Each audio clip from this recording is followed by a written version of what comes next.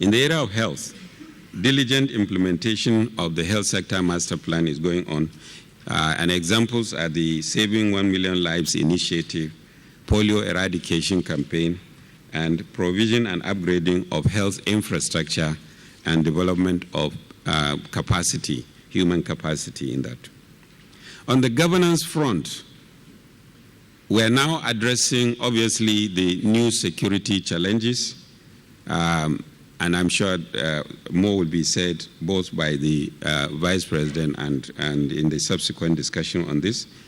Deepening electoral and overall democratic process, building and strengthening institutions, blocking leakages and loopholes for greater transparency in the conduct of government, and sustaining the momentum on anti-corruption.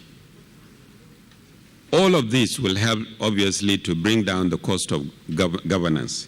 So it's not just by reducing numbers, but also by addressing these institutional weaknesses and blocking all the loopholes. It will help in addressing the overall cost of governance. In trade and investment, effort at increasing Nigeria's competitiveness and the attraction of foreign direct investment are beginning to yield fruit. Clearly, Nigeria is today attracting the highest FDI flows in Africa.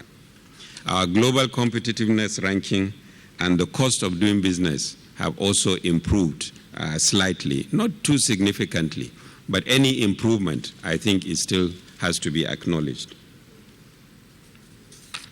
The fiscal consolidation is taking place, and we're making some progress in this area, addressing, especially increasing value or focus on value for money spending, greater focus on enhancing non-oil revenues, and the establishment of the Sovereign Wealth Fund.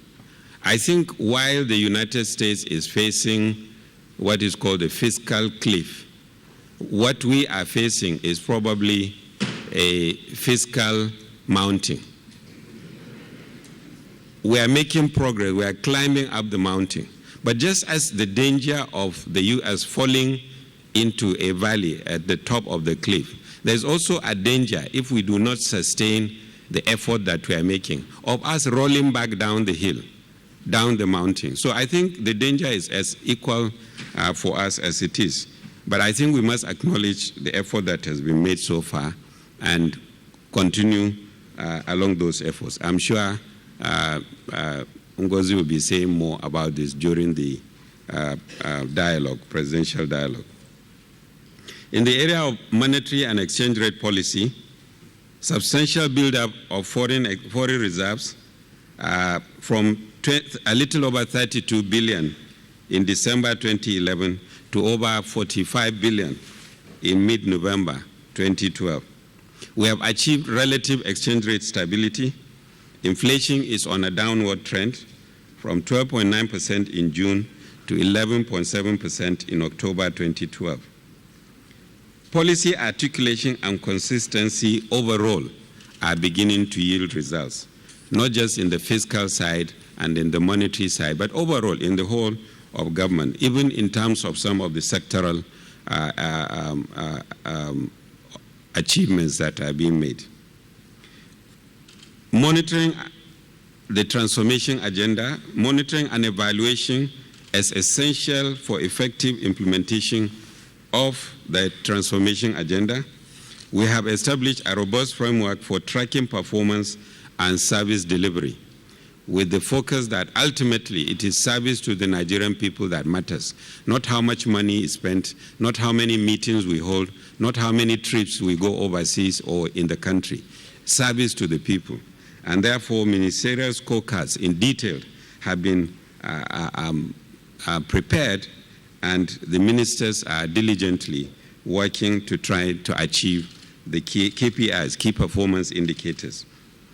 Mr. President also signed performance contracts with all the ministers, and by the end of December this year, we will start the actual measurement. There is a lot of discussion about making these things public so that the Nigerian people actually do know what the targets are, what the contracts say. In terms of economic prospects, which is the third part of the presentation, clearly we have achieved robust economic growth over the last 5 years. Even the last 3 quarters, the figures are there on the screen, growth of over 6% in each of the quarters of 2012. The revised projected growth for 2012 and 2013 are also over 6%. Yes, there are clearly a number of challenges. I think we are not saying that everything is rosy. There are a number of challenges. The insecurity, especially in the northeast and northwestern parts of the country. The recent floodings have created serious challenges. Crude oil theft is something I'm sure that will be discussed in great detail. The need to achieve more inclusive and job-creating growth are also very important. But we also have a number of great advantages for the country. As we said, one of the fastest growing economies in the world is a stable and maturing democracy, Sub-Saharan Africa's second largest economy. The demographic advantages that Folusho was talking about, that if we harness them properly, they could turn into an advantage rather than a disadvantage. Africa's largest recipient of foreign direct investment, and the ongoing reforms that are likely or have the great potential to underpin our long-term economic growth and national transformation. We also mentioned the improvement in Nigeria's rating, both by Messrs. Fitch and Standard & Poor's. Moody's also, and unsolicited, came along and validated the ratings by the 2 other agencies. And other institutions, such as Renaissance Capital, Barclays, JP Morgan, and several others, all showing positive prospects for Nigeria. Other things, not just GDP, not elections, are the successful conduct of elections by INEC in 2012. Elections in 3 states which have received widespread domestic and international commendation. The maturing of institutions, the National Assembly silently undertaking constitutional reform. We used to think that reforming our constitution is such a Herculean task that it would never happen in our lifetimes. But we are finding ways to go about it. The military and security forces' acceptance of civilian supremacy. This is something that, again, sometimes we take for granted. I was at the National Defense College giving a lecture last month, and one of the things to the colonels and above, I said, if any of you is thinking of any coup, perish the thought. And clearly they are not, because you can see from the topics that they are discussing, they are all the sort of topics we are discussing here, how the military can best assist civilian rule and the progress of the country. Now, what role for the private sector? Clearly, a large element of the private sector is still subject to a lot of suspicion and skepticism of what is happening in government. That's why a forum like this is always very useful.